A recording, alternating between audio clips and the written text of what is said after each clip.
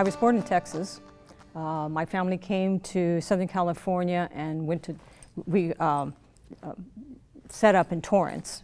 And then from Torrance, then I found my way to Wilmington. And I bought my first house in Wilmington. And I had a certain criteria of a house that I was looking for.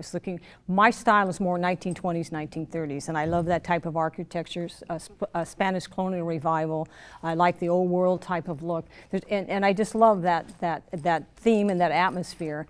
And I started looking around at neighborhoods, and I looked in Torrance, and I looked in Redondo, and I looked in Long Beach, and what I was looking for was not quite there.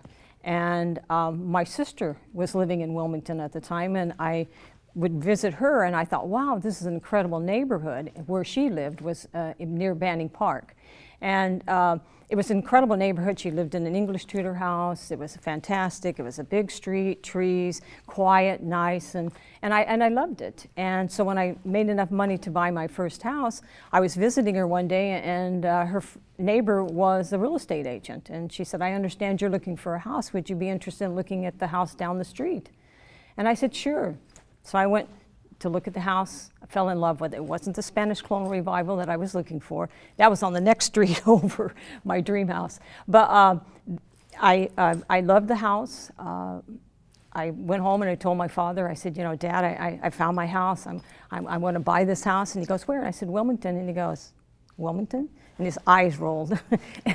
and so I kind of got the idea that he wasn't really excited about it, but I knew why, because I grew up in Torrance, and Torrance at that time was an all-American city.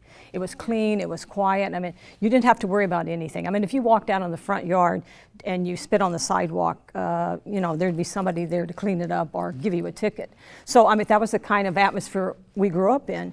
And so I knew that Wilmington was in the city of Los Angeles, and I had done work with my father as an electrical contractor in the city, so I knew some of the challenges that it was going to be, and it was going to be more of an urban living type of atmosphere, and it was going to be a little bit different. But it didn't make any difference to me, because I loved the history, I loved the house, and my father brought me up to where he said, you know, be part of the solution and not part of the problem.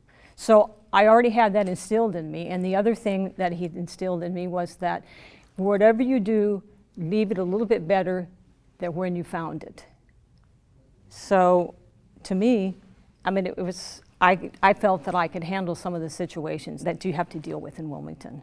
But I made a choice, I love it, and I wouldn't live anywhere else.